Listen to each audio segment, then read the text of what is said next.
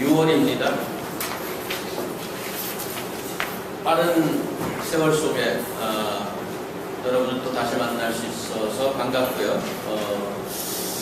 이 시간에는 오늘 또 처음 뵈신 분들도 계시긴 한데 저희 그 CMC가 짧게 교제하는 시간이에요. 어떻게 교제하냐면 넓은 데 가운데 나와서 통성명하시고 인사하시고 한 주 잘 지냈나 이런 끝나고 제가 식사하면서 함께 긴 시간 교제하지만은 짧은 시간 교제하는 시간입니다. 그래서 자 가운데 나오시고 독일 갔다 온 우리 자연주민 분들도 인사해 주시고 가운데 나와 부끄러워하지 마시고 나오시고 자기 이름도 대시고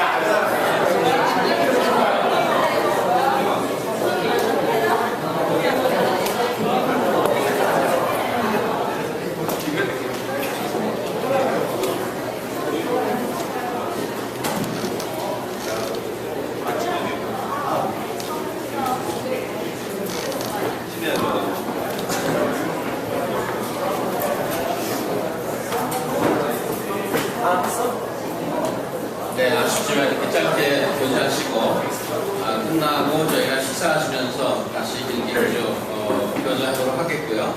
오늘 혹시 happen to be the first time for you? then 우리가 요쪽 여러분 앉은 자리에서 오른쪽 앞자리가 새로 오신 분들 저희가 뜨겁게 환영하는 자리입니다. 딴 데 가시면 잘 대접 못 받고요. 요로 모이셔야지 확실하게 대접받습니다. 오늘 처음 오신 분들은 이쪽으로 모여주시고 몇 가지 광고 드릴게요. 올라오면서 주보를 나눠주는 우리 오정영 형제께서 오정영 형제는 저랑 CMC 동기거든요. 6월 첫 주에 제가 다운타운에서 모임했는데 오늘이 첫 돌되는 날입니다. 딱 1년 됐어요.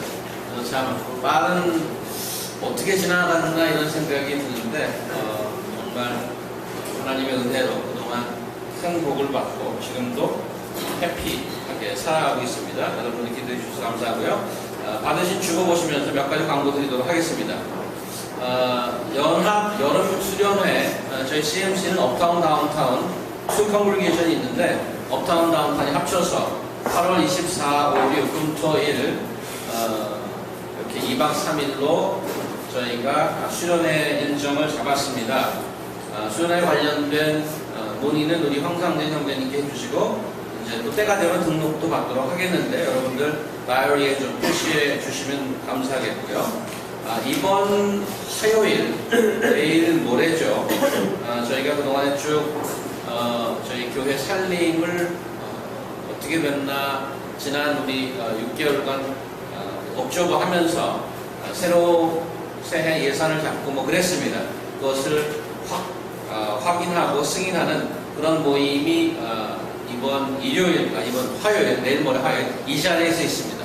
여러분들 이건 내일 아니네 이렇게 생각하지 마시고 다 오시면 교회 살림 돌아가는 것을 보실 수 있습니다. 특별히 리더분들을 다 참석하셔서 1년 예산 승인과 또 의견과 지혜를 나눠줄 수 있기를 바라고요.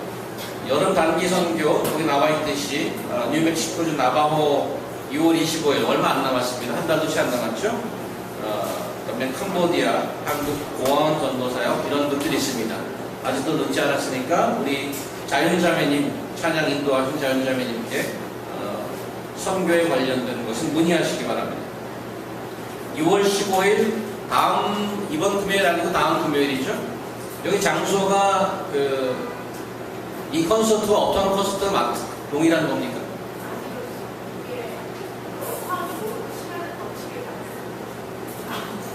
그러면 two concerts? Same time? 와우. 아바타를 하나. 업타운도 동시에 선교 복음을 위한 또 이웃교회 함께 찬양하는 시간을 갖는데 저희는 Summer Jazz in Jesus라고 여기 어디서 하죠? 저희는 장소는 여기 이 자리 분위기 나지 않습니까? Imagine Jazz is performed here. 또 저희 컨그레이션에 재즈 하시는 기타리스트도 있으시고 그래서 여러분 기대하셔도 되고요. 친구들 다 모시고 오시고 Summer Night with Jazz 얼마나 좋습니까? 기억하시고 다다음 주 금요일입니다. 이 자리에서 있습니다. 밑에 교인 동정 보시면은 그동안 저희와 함께 오랫동안 신앙생활 하시던 김화길 형제님 아마 김유홍 형제님이 잘 아실 것 같은데 친구이기 때문에 오늘이 마지막 주일입니다. 그래서 그 이후는 예주에게로 돌아가는 섭섭한 것보다 시원한 게 더 많겠죠. 우리 가족들에게 돌아가니까 그동안 혼자서 고생 많이 하셨는데 이따가 또 좀 farewell 말씀 좀 나눠주시고 인사 좀 해주시기 바랍니다. 오랫동안 유학생활 조지아에서 시작하시고 또 NYU에 오셔갖고 지금 포닥찬 마치시고 돌아갑니다. 기억하고 기도해 주시고요. 최성경 자매님 일반적으로 등반하시고 그 다음에 거기 3번 보시면 여러 형제 자매님들이 떠나 있습니다. 여러분들 기도하실 때 이분들 꼭 기억해 주시고 기도해 줄 수 있기 바라고요. 저희 가족이 이번 화요일부터 토요일까지 다녀오겠습니다. 저희를 위해서 기도해 주시고요. 자, 말씀 보도록 하겠습니다. 유정 형제가 한국에서 비행기 타고 오셨습니다. 혹시 이거 읽기 위해서? 제가 읽을까요? 다음 주에 용천이요. 용천 형제랑 바꿨군요. 재지 말고 빨리 나왔습니다. 주보 가운데 말씀이 있습니다. 누가복음 계속 보고 있죠? 9장 10절에 17절까지. 멋진 바리톤 목소리로 용천 형제 읽어주시겠습니다. 말씀을 읽으시겠습니다. 사도들이 돌아와 자기들이 행한 모든 것을 예수께 여쭈니 내리시고 따로 베세다라는 고을로 떠나가셨으나 우리가 알고 따라왔거늘 예수께서 그들을 영접하사 하나님 나라의 일을 이야기하시며 병 고칠 자들은 고치시더라. 날이 저물어 가매 12사도가 나와 여짜오되 우리를 보내어 두루 마을과 촌으로 가서 유하며 먹을 것을 얻게 하소서. 우리가 있는 여기는 빈들이니이다. 예수께서 이르시되 너희가 먹을 것을 주라 하시니 여짜오되 우리에게 떡 5개와 물고기 2마리밖에 없으니 이 모든 사람을 위하여 먹을 것을 사지 아니하고서는 할 수 없사옵나이다 하니 이는 남자가 한 5,000명 되리더라. 제자들에게 이르시되 때를 지어 한 50명씩 앉히라 하시니 제자들이 이렇게 하여 다 앉힌 후 예수께서 떡 5개와 물고기 2마리를 가지사 하늘을 우러러 축사하시고 떼어 제자들에게 주어 우리에게 나누어 주게 하시니 먹고 다 배불렀더라. 그 나눈 조각이 12바구니에 거두니라.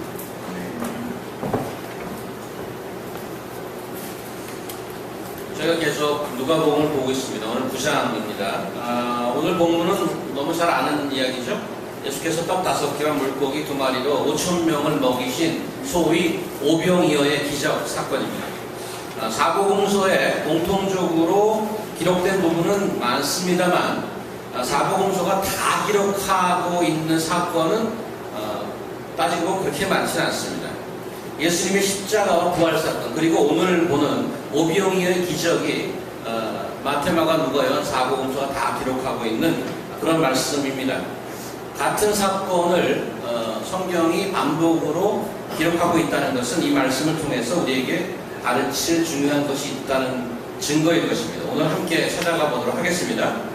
우리는 지난 8장에 기록되어 있던 4가지 기적을 통해서 예수께서 누구신지를 자세히 보았었습니다. 자연을 다스리시고 영계를 다스리고 spiritual world, even spiritual world is under his control.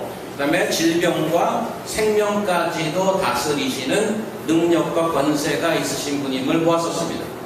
그 기적 자체가 의미 있다기보다 기적을 통해서 사람들이 어떻게 반응하는가가 중요하다고 말씀드렸습니다. 그래서 기적은 사람들로 하여금 이런 fundamental question을 질문하게 되죠. 도대체 이 자가 누군가? Who is this on the earth? 그런 질문이 나오죠. 그런 질문을 던지게 하죠. 저자 누가는 예수님의 이야기를 통해서 끊임없이 동일한 질문을 우리에게 던지고 있는 것입니다. 지금 말씀을 듣고 있는 우리도 마찬가지입니다. 성경은 우리가 무슨 교양이나 문화적 관심을 끄는 강연을 듣듯이 탈장 끼고 말씀 듣는 것을 허락하지 않습니다. 복음서가 줄곧 따라다니면서 카메라를 들이대고 있는 예수님에 대해서 듣는 당신들은 어떻게 관계할 것인가? 이것을 묻고 있죠. 예수님께 제자로 부름받고 사도로 임명받고 나서 처음으로 제자들이 단기 선교를 떠나는 장면을 우리 지난 시간에 9장 1절에서 9절까지 보았었습니다. 그들의 선교 활동에 대한 마무리 코멘트로 분봉왕 헤롯이라는 의외의 인물이 등장했었죠. 제자들의 활동하는 결과로 인해 그들의 스승인 예수 그리스도에 관해서 헤롯 왕이 질문하지 않습니까? 9절 보시면, 여러분 성경을 좀 펴놓으시면 누가복음 9장 9절 보시면 이 사람이 누구인가 라고 헤롯이 질문하고 있습니다. 그리고 오늘 본문 바로 직후 예수께서 제자들을 부르는 장면이 나오는데 20절을 보시면 너희는 나를 누구라고 하느냐. 그래서 오늘 본문은 이 예수님의 정체성에 관한 질문 Who is this? By many other people. And who do you say I am? Even by Jesus Christ. 그 질문과 질문 사이에 끼인 모양새입니다. 그렇다면 오늘 본문이 예수님이 누구이신가 하는 질문에 대한 답의 내용을 담고 있으리라는 그런 추측이 가지 않습니까? 이런 것들을 마음에 두시고 함께 본문을 보도록 하겠습니다. 오늘 오병이어의 기적이 단순히 예수님의 슈퍼내추럴 파워를 보여주는 것은 아닙니다. 왜냐하면 오늘 본문의 13절을 보면 너희가 먹을 것을 주라 하고 제자들을 이 일에 참여시키고 있는 것을 볼 수 있습니다. 이런 것을 보면 예수께서는 좀 다른 계획, 특별한 생각이 있다고 보여지죠. 그들이 할 수 없는 것을 요구해 놓고 너희는 못하지 나는 한다 라고 무슨 비교를 통해서 자신의 높은 능력을 최대한 보여주려는 의도 아닌가 이렇게도 생각할 수 있지만 그럴 가능성은 낮습니다. 제자들보다 내가 더 괜찮고 내가 더 낫다는 것을 과시하려는 의도를 가진 선생은 이미 수준과 자격을 잃은 선생 아니겠습니까? 그렇다면 오늘 오병이어의 기적이 의도하는 것은 무엇일까요? 오늘 본문 처음 10절을 보면 지난 시간 단기 선교 갔던 제자들이 돌아오는 장면으로 시작하죠. 선교 보고를 예수님께 드립니다. 그런데 여기서 예수님께서 제자들을 따로 데리고 벳사다라는 고을로 떠났다는 말씀이 있습니다. 저희 본문 누가복음에는 왜 그렇게 데리고 왔는 설명이 없지만 같은 사건을 기록한 마가복음 6장을 한번 가보실까요? 마가복음 6장 조금 설명이 있는데 도움을 받도록 하겠습니다. 마가복음 6장 30절을 보시면 동일한 사건을 기록하고 있는데 사도들이 마가복음 6장 30절입니다. 사도들이 예수께 모여 자기들이 행한 것과 가르친 것을 낱낱이 고하니 이르시되 너희는 따로 한적한 곳에 가서 잠깐 쉬어라 하시니 이는 오고 가는 사람이 많아 음식 먹을 겨를도 없음이라. 이에 배를 타고 따로 한적한 곳에 갈새 그들이 가는 것을 보고 많은 사람이 그들인 줄 안지라. 모든 고을로부터 도보로 그곳에 달려와 그들보다 먼저 갔더라. 선교를 갔다 와 성공적으로 선교를 마쳤는데 몸과 마음 피곤했습니다. 그래서 예수께서 좀 가서 쉬어라 하는데 사람들이 몰려듭니다. 안 되겠다. 그리고 배를 타고 저쪽으로 가는 겁니다. 갈릴리 호수가 동그랗지 않습니까? 근데 그렇게 크지 않기 때문에 날씨가 좋으면 저쪽에 있는 해변 쪽, 그 호수가가 보인다 이 말입니다. 그러니까 예수님의 무리가 움직이니까 야 예수님 떠나신다 그러고 배가 없는 사람이 도보로 뛰어갔다는 거예요. 그러니까 도착하는 예수님보다 먼저 가 있는 거 거기. 사람을 달고 다니죠 예수께서. 제자들이 이런 상황을 어떻게 생각했어요? 야 우리 인기 짱인데? 이렇게 생각했을까요? 아무리 사역도 좋지만 사람이 좀 쉬기도 해야 되는데 아마 제자들은 너무 피곤해서 사람들이 자꾸 몰려오는 것을 좀 해피하지 않았을 것 같습니다. 예수께서 제자들을 좀 쉬라고 시간도 내주고 그래도 사람이 몰려서 배를 타고 저쪽으로 갔는데 거기서도 사람이 막 몰려 들어오니까 좀 사람이 몰려오면 좀 조치를 취해 주셔야 하는 거 아닙니까? 11절을 보세요. 다시 한번 우리 본문 들어가서 누가복음 9장 11절을 보시면 무리가 알고 따라왔고는 예수께서 그들을 영접하사 이렇게 표현하고 있습니다. 영접하사. He welcomed them. 참 제자들의 마음 모르는 건지 근데 우리 교인 중 한 분이 그때 계셔야 확실하게 주님께 한마디 해주는 건데 그러니까 누구라고 말씀 안 하겠지만 제자들이 겉으로 얘기는 안 했지만 스승에 대해서 좀 섭섭하지 않았을까 그런 생각이 듭니다. 예수께서는 싫은 내색 전혀 안 하고 사람들이 몰려오니까 영접가서 웰컴하고 영접했대요. 속이 없으신 건지 아니면 예수님도 뭐 골리기신지 어쨌든 브레이크 시간 없이 사역이 계속됩니다. 예수께서 수많은 사람들을 가르치고 고치고 하는 사이에 해가 저무는 거예요. 해가 저물기 시작하니까 제자들이 보면서 걱정을 합니다. 아니 해가 저물어서 걱정하는 게 아니고 예수님이 사역하는 내내 마음이 불편했을 수도 모릅니다. 왜냐하면 제자들 자신도 쉬지 못하고 먹지 못했기 때문에 시간이 지나면 지날수록 불만이 커지지 않겠어요? 정말 완전 배고프고 피곤하다. 완전 조용하네. Thank you very much. 그렇게 오늘 많이 안 덥죠? 근데 이 많은 사람들은 도대체 뭐를 먹지? 날은 저무는데 빨리 집으로 보내야 되는데 오늘따라 예수님 설교가 왜 이렇게 긴가? 아픈 사람은 오늘따라 왜 이렇게 많아? 그런 여러 가지 생각이 들었을 겁니다. 이런 생각을 종일 하고 있는 가운데 날이 저물기 시작하니까 안 되겠다. 우리가 가서 얘기해야지. 보통 이런 말은 누가 합니까? 제자들 중에. 주로 배 선생이 하잖아요. 베드로가. 12절 보니까 누가 나왔어요? 날이 저물어 가면 12사도가 나와서 여짜오되. 단체로 나오는 거예요. 단체로. 제자들이 나와. 혹은 사도들이 나와. 혹은 그들이 나와. 이렇게 쓰지 않고 성경이 12사도가 나와 여짜오되 The 12 came and said to him. 아주 정확히 집어서 얘기하고 있습니다. 말하자면 12제자가 한 사람도 예외 없이 종일 같은 생각을 갖고 있었다고 볼 수 있죠. 제자들이 무슨 얘기를 했습니까? 제가 네모칸을 쳐놨는데 12절 무리를 보내어 두 마을과 촌으로 가서 유하며 먹을 것을 얻게 하소서. 우리가 있는 여기는 빈들이니이다. 너무나도 상식적이고 또 올바른 판단이고 필요한 제안임에 틀림없습니다. 하지만 그런 말 뒤에 이 사람들 빨리 보내고 우리도 좀 쉬고 싶다 이렇게 sounds like that 그렇게 들리기도 합니다. 예수께서는 지금껏 제자들의 눈앞에서 수많은 기적을 행해 오셨죠. 이 상황에서 또 다른 기적을 행하실 거라는 기대는 제자들이 왜 못했을까요?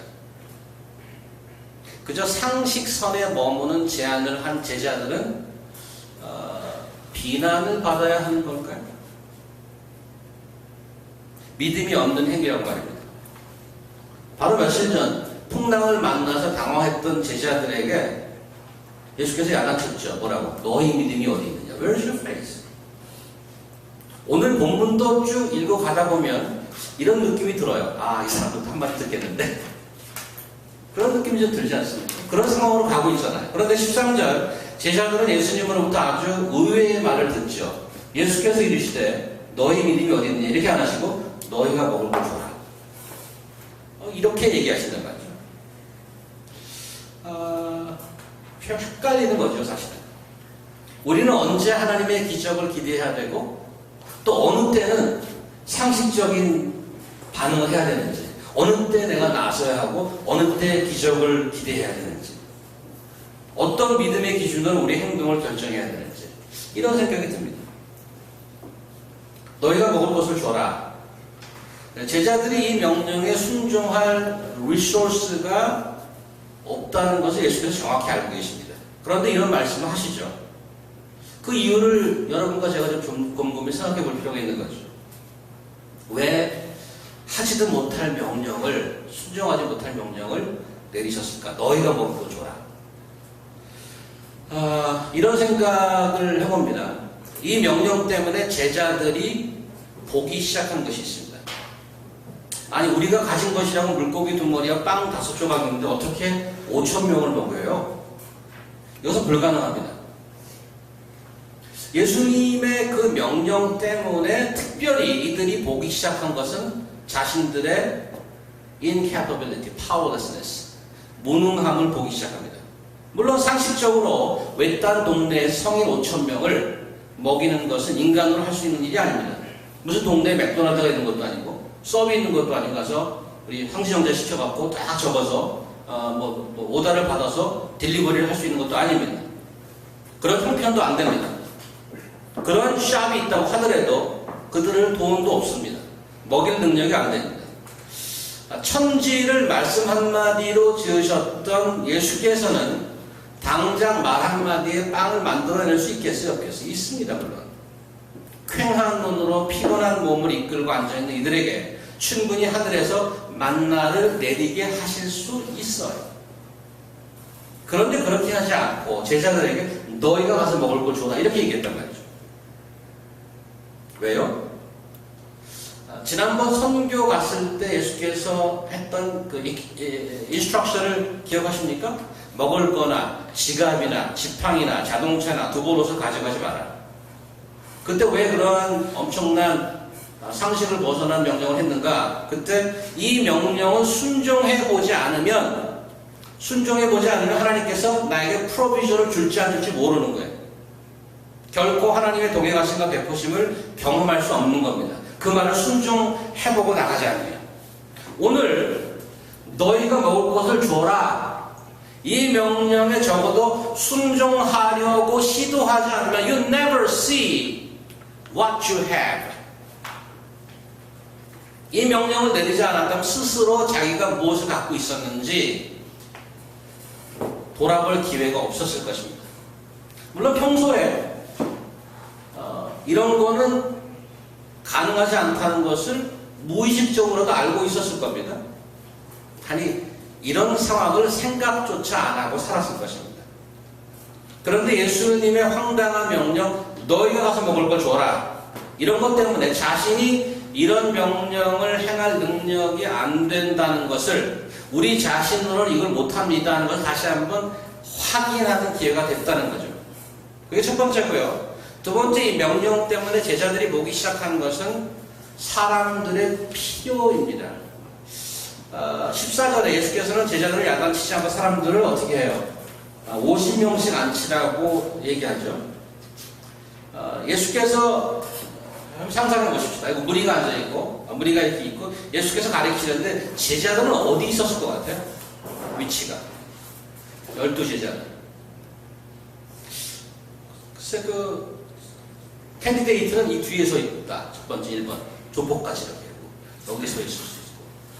또 아니면 이 앞자리 이렇게 12명이 앉아있을 수도 있죠. 아니면 옆에, 혹시 예수님께 달려드는 사람이 없냐? 경호원처럼 이렇게 앉아있을 수도 있고, 여기 있을 수도 있고, 아니면 저 뒤에 우리 승려령 제사를 이렇게 서 있을 수도 있고. 그럼 한 가지 제일 가능성이 없는 건 이 속에 들어가 있는 겁니다. 제 가능성이 낮아요. 그런데 50명씩 앉히려면 거기 들어가야 돼요. 50명씩 앉혀라는 그 명령 때문에 이 제자들이 그 전에 안 했던 것은 이 군중 속으로 들어가는 것입니다. 5,000명을 50명씩 하면 몇 그룹 나와요? 계산이 안 돼요. 계산. 50명씩, 5,000명 50명씩 하면은 몇 그룹? 제일 똑똑한 장재현자님께서 100개 나오면 100개? 12제자면 몇 그룹씩 가서 지시를 좀 해야 되겠어요. 한 9개 내지 10개. 발이 빠른 자는 11개까지 갈 수 있겠죠. 10개 플러스 마이너스를 가서 좀 앉아보세요. 좀 앉으시라니까요. 50명씩 한번 모아보세요. 50명씩. 그리고 가서 이렇게 지시하겠죠. 이제 50명. 그리고 대충 이렇게 쉬어보겠고요. 남자는 5,000명이지 애들 여자들 합치면 한 10,000명 이상 됐을 겁니다. 그럼 가장을 중심으로 50명이면 애들까지 붙어서 한 100명씩 될 거 아니에요? 자, 여기 됐고요. 자, 여기도 한 50명 앉으세요. 그리고 돌아다녔을 거란 말입니다. 그죠? 근데 그 돌아다니면서 이 사람들은 이렇게 듣고 있다가 질문했겠다. 아니, 왜 이렇게 모이는 거예요? 왜 이렇게 따로 앉히는 거예요? 우리 분방 공부합니까? 아니면 정말 완전 배고파요. 먹을 거를 좀 주는 건가요? 제자들이 뭐라고 반응했겠어요? 그런 질문을 성경 공부는 아니고요. 먹을 거 잘 모르겠어요. 일단 한번 앉아보세요. 일단 한번 앉아보세요. 앉으라니까. 속으로 그럴지 모르겠죠. 아이, 주님께서 어쩌려고 그러지? 우리 손에 줄 것도 없고. 이들은 엄청 기대하고 배고프다는데 오늘 완전 굴욕당하는 거 아닌가? 오늘 사건 바로 이전에 제자들이 미션을 성공적으로 마치고 개선했죠. 9장 1절을 보면 귀신을 쫓고 번겨치는 능력과 권세를 받아서 미션을 훌륭하게 해내고 보고까지 끝냈습니다. 사역에 지친 제자들에게 예수님께서는 예상치 않은 어나더 미션을 주는 겁니다. 무슨 미션? 너희들이 먹을 걸 줘라. 제자들이 사람들을 앉히고 정렬시키면서 본 것은 이들의 좀 더 원초적인 필요입니다. 복음을 전하고 병을 고치고 귀신을 쫓고 하는 것은 사역이라고 칭하기에 손색이 없죠. 말하자면 science ministry. We may call it. 반면 사람들이 배고파서 이들을 먹이는 것은 나랑 상관없다고 생각하는 거죠. 일은 불가능할 뿐 아니라 나랑은 상관없는 거예요. 그래서 빨리 집으로 돌려보내라고 예수님께 요구하지 않습니까? 그런데 주님께서 명령하죠. 이들을 먹이는 것도 that's your mission. 제자들은 이것을 군중 안에 들어가서 보기 시작하는 거죠. 아까도 말씀드렸습니다마는 예수께서는 하늘에 계시면서 모든 일을 말씀 한마디를 할 수 있습니다. 요즘도 우리 리모컨 컨트롤로 떨어져서 할 수 있는데 예수님께서 뭘 못하시겠어요. 그러나 이 땅에 인간을 몸을 입고 직접 내려오셨어요. 내려오셔서 선교센터 짓고 사무실에 앉아있지 않으시고 제자들을 부르러 돌아다니셨고 사람들 속으로 들어갔습니다. 그리고 그들을 보고 그들이 힘들어하는 모습을 보고 불쌍히 여기셨습니다. 마태복음 14장 14절 보면 오늘 듣기만 하셔도 됩니다. 잠깐 지나갈게. 마태복음 14장 오늘 같은 본문을 기록한 거기 이렇게 지나가는 식으로 이렇게 얘기해요. 예수께서 들으시고 배를 타고 떠나서 따로 빈들에 가시니 무리가 듣고 여러 곳로부터 걸어서 따라갑니다. 예수께서 나오사 큰 무리를 보시고 불쌍히 여기사 그 중에 있는 병자를 고쳐주십니다. 군중 속에 들어가서 오는 사람들을 영접하는 그 마음, workaholic, not out of his workaholism, but out of his compassion. sympathy and love and care. 제자들은 자신의 무능함을 확인했습니다. 그리고 굶주림에 지친 사람들을 먹을 것을 주어야 할 자들임을 직접 눈으로 보고 알았습니다. 그런데 정작 문제는 뭐죠?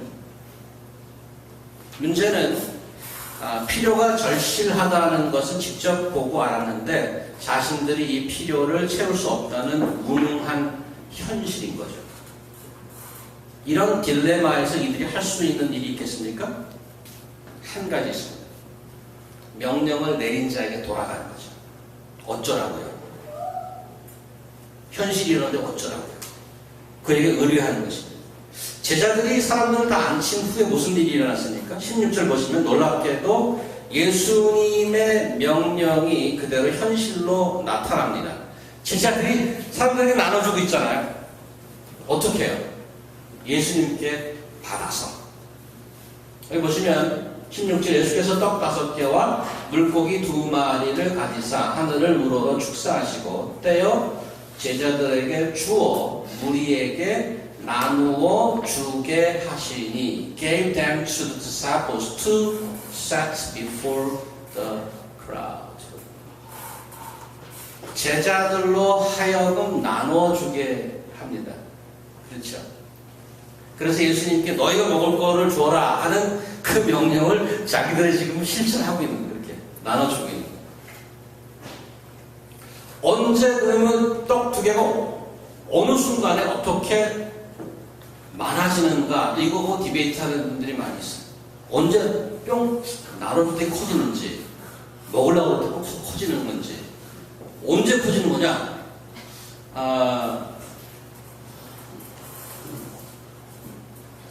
그 히라고 동사의 도움을 좀 받으면 여기 동사 몇 개가 나오는데 하늘을 우러러 축사하시고 떼어 이 두 동사는 past tense로 되어 있습니다. which means happened once, one single action. 근데 제자들에게 주어라는 그 주어는 give는 continuous tense를 쓰고 있습니다. which means continue to give them. 이러는 거예요. 그러니까 이 제자들만 multiply 되는 걸 보는 거예요. 예수님 앞에서. 사람들은 이미 다 받아온 거를 그냥 받아 먹는 거고요. 다 나눠주고 50명, 100명 올 거 아니에요? 예수님께서 또 keep giving them. giving them. 그러면 광주에 하나 받아갖고 또 가서 나눠주고 또 오면 keep giving them. 예수님의 손을 거칠 때 떡이 계속 나옵니다. That's what the disciples saw with their eyes. 우리는 할 수 없지만 주님께 받으면 할 수 있습니다. 그죠? 우리가 가진 것이 없지만 할 수 있는 일이 한 가지 있습니다. 뭐예요? 딜리버리로 섬기는 겁니다. 배달부가 되는 거죠.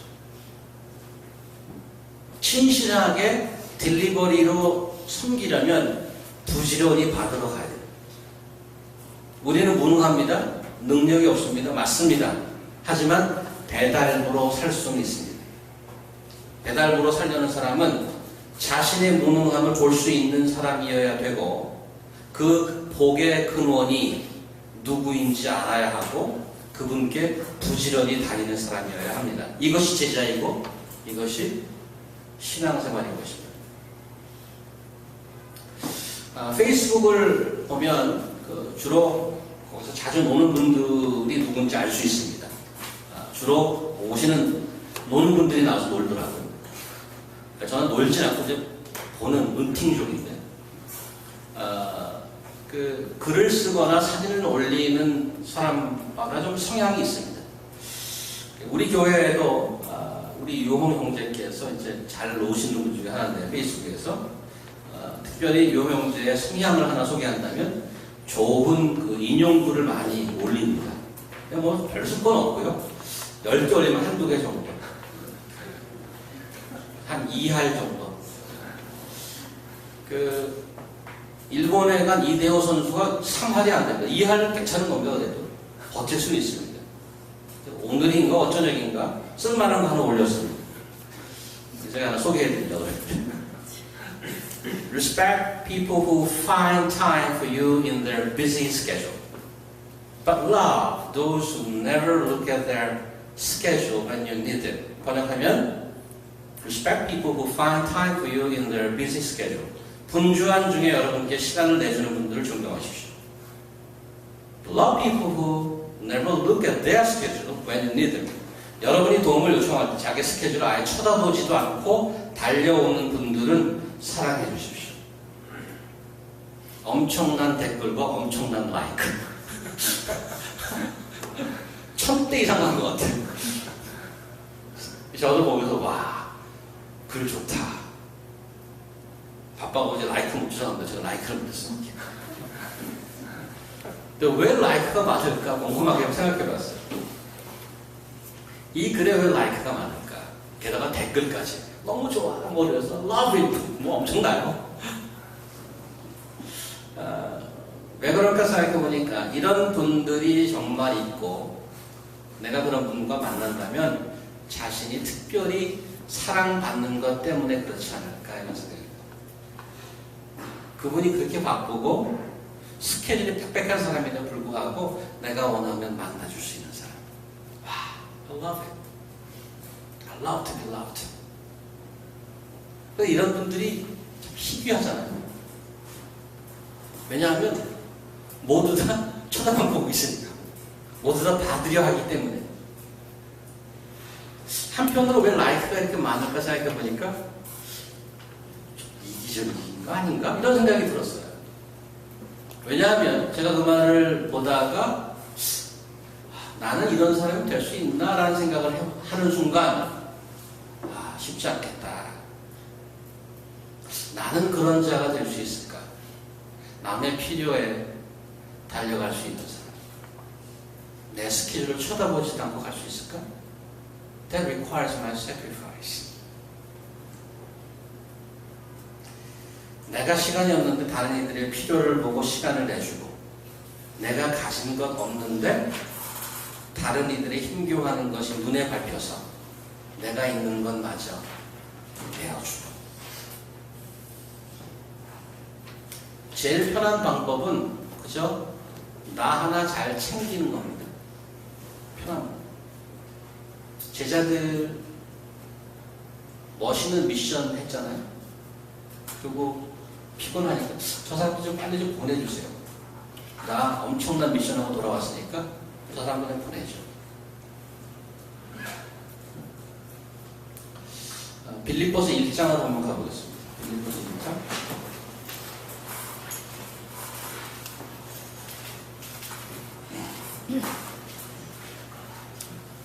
20절에서 몇 절만 읽죠.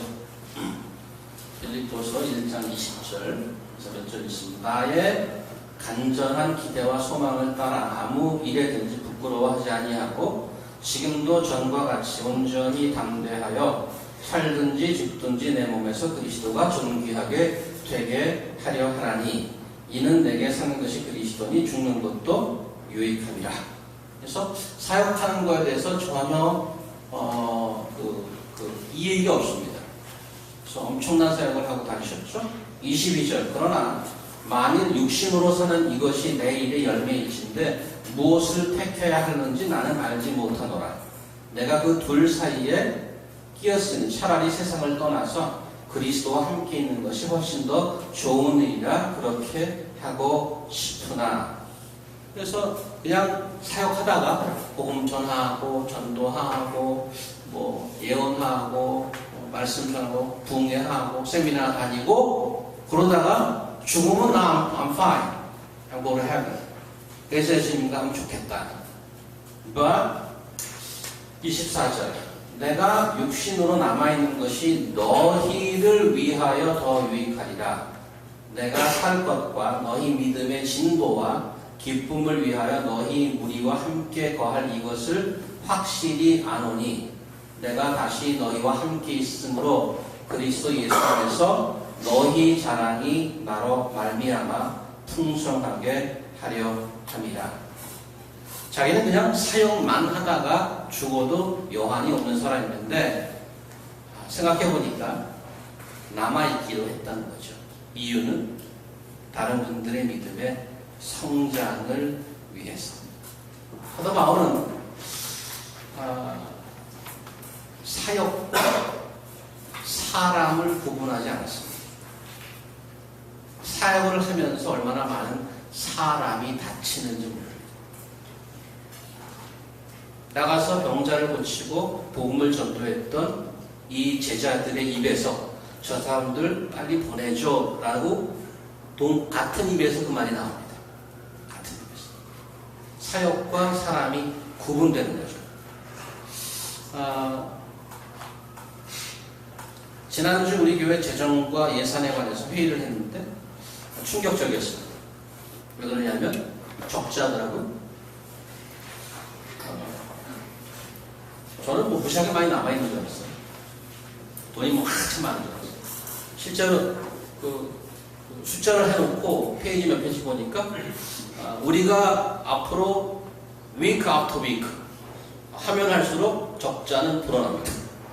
현재 수준을 유지하는 것을 살림을 하면 매년 빚이 쌓이게 됩니다. 우리가 펠로십 하는 식사하고 우리 렌트비 내고 또 우리 선교 갈 때 좀 도와주고 수련회 할 때 여러분들 서비스 좀 해주고 이런 거를 여태까지 해온 대로 그대로 하면 내년에 1만 몇천 불 적자야. 간단히 얘기하면 뱅크럽 상황인 거죠. 회사로 치자면 파산 신고하고 집기 팔고 문 닫을 준비해야 되는 것입니다. 그게 바로 지난주 화요일인가요? 근데 오늘 말씀을 준비하면서 하나님께서 갈 곳 없이 헤매는 군중들을 버선발로 맞이해서 나가시고 영접하시고 그러면서 그 말이 머리에 탁 들어오는 거예요. 너희가 가서 먹을 걸 줘라. 적자인데요?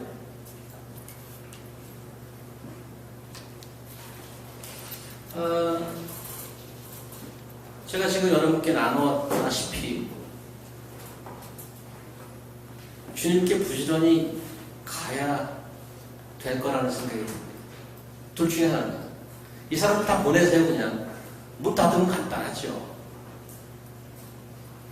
다 집에 보내시고 그냥 문 닫고 깔끔하게 처리하는 게 제일 좋죠. 오늘 말씀에 네가 가서 먹여라. 우리가 무능하다는 것을 장부로 해서 확인했습니다.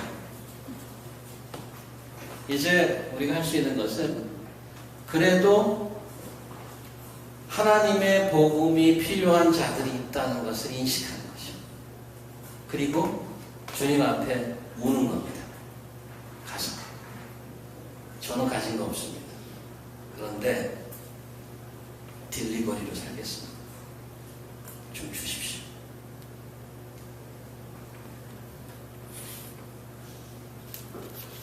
오늘 마지막 17절이 왜 있을까 생각해봤습니다. 먹고 다 배불렀더라. 그 남은 조각을 12바구니에 거두니라. 왜 또 12바구니일까?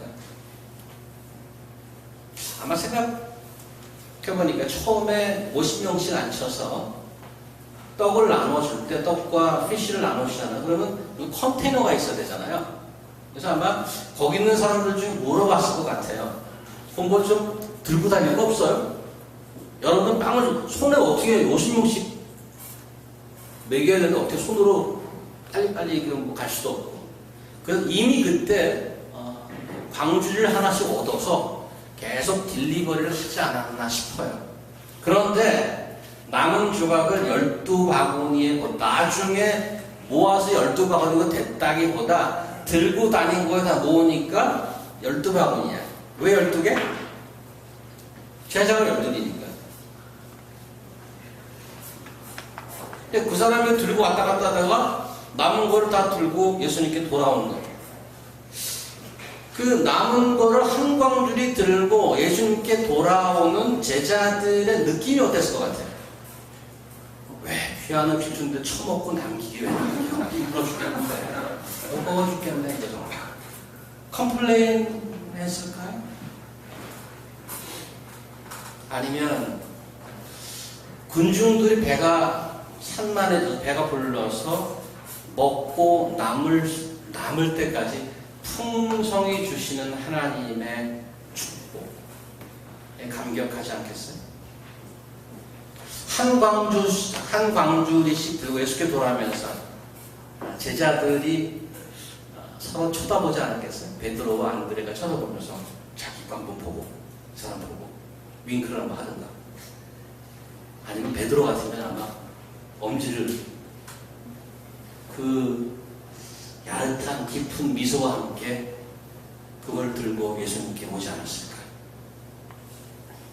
골프를 제가 거의 안 칩니다만 쳐본 경험이 있어서 한 50번 날리면 티샷 50개 날리면 한두 개 확률이 굉장히 낮죠.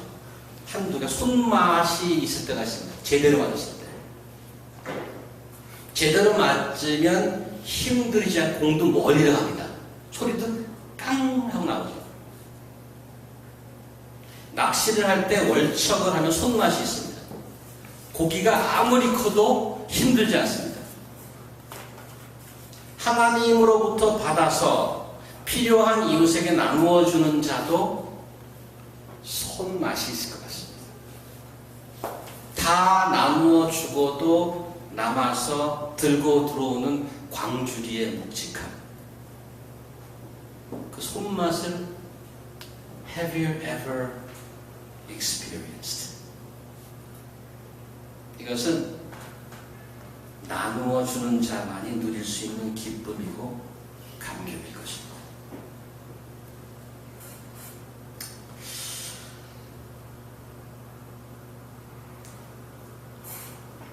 요한복음 6장에 사실은 오늘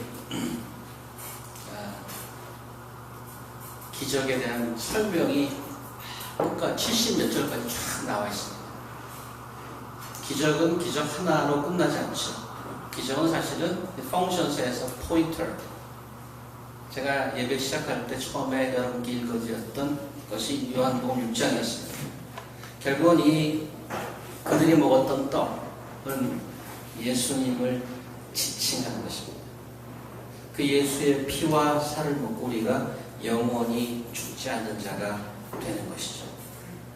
오병이의 기적이 포인트하는 것은 그리스도시고 복음인 것입니다. 여기서 한 가지 우리가 간과해서는 안 될 것은 예수님 당시 이들이 기적을 통해서 포인트하는 예수님을 바라보았듯이 우리는 복음만 전하고 끝나는 자가 아니고 우리에게 오는 자들에게 우리 것을 나눠줘서 먹임으로써 그리스도를 포인트하는 자로 살아야 되는 것입니다. 요한복음 6장으로 한번 가셔서 오늘 말씀을 정리하겠습니다. 요한복음 6장을 가보십시다.